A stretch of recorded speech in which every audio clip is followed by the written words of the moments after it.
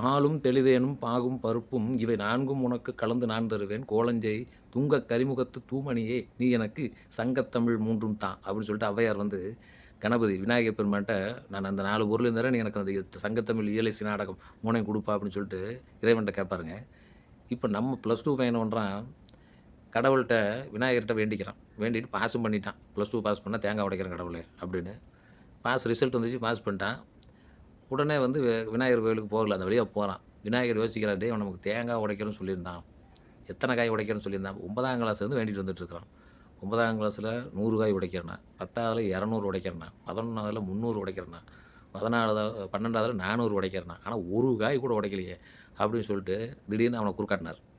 உடனே அவன் விநாயகர் தேங்காய் உடைக்கிறான் அவனுக்கு ஞாபகம் இருக்குது. இருந்தாலும் விநாயகர்ட்ட டெக்னிக்கா பேசி தப்பிக்கலான்னு பார்த்துட்டு, விநாயகர் கேட்கிறாரு, "டேய் உன்ன நான் கஷ்டப்பட்டு பாஸ் பண்ண வச்சேன்லடா! எனக்கு தேங்காய் உடைக்கன்னு சொன்னேல்ல, எங்க உடைக்காம ஓடுற? 9ஆம் கிளாஸ்ல வந்து நீ என்ன சொன்ன? தேங்காய் 100 காய் உடைக்கிறேன். 10வதுல 200, 11ல 300, 12ல 400. அப்ப எத்தன காய் உடைக்கணும்? எப்படா உடைக்கிற?" அப்படின்னு கேட்டாரு. அதுக்கு நம்ம பையன் சொன்னான், "சாமி நான் சொன்னத நீங்க நல்லா கணக்கு பாருங்க. நான் சொல்ற மாரி தான் நான் சொன்னது. நீங்க கணக்கு தப்பா போட்டீங்க" அப்படின்னா. விநாயகர் கேட்டா, "நானே கணக்கு தப்பா போட்டேனா? என்னடா கணக்கு தப்பு? சொல்லு பார்க்கலாம்" அப்படின்னா விநாயகர்ட்ட சொன்னான் அந்த நம்ம பையன். நம்ம பையன் பயங்கரமான ஆளாச்சே. "சாமி நான் 10ஆம் கிளாஸ் 9ஆம் கிளாஸ்ல 100 காய் உடைக்கிறேன்னு வேண்டிக்கிட்டேன்." "சரிங்க." ஆமா அதத்தான் சொன்னேன்.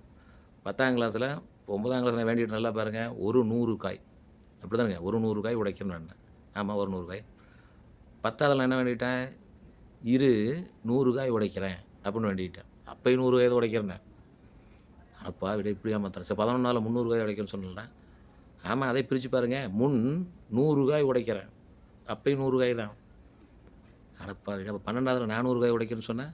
ஆமா அதை பிரிச்சு பாருங்க. நான் 100 காய் உடைக்கிறேன் அப்படின்னு தான் வேண்டிக்கிட்டேன். அப்ப எப்பயுமே நான் 100 காய் தான் வேண்டியிருக்கிறேன் அப்படின்னா. சரி விநாயகர் சரி போகுது போ.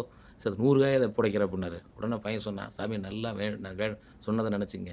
நான் கஷ்டப்பட்டு படிச்சு பாஸ் பண்ணா 100 காய் உடைக்கிறேன் அப்படின்னு தான் வேண்டிக்கிட்டேன். ஆமா.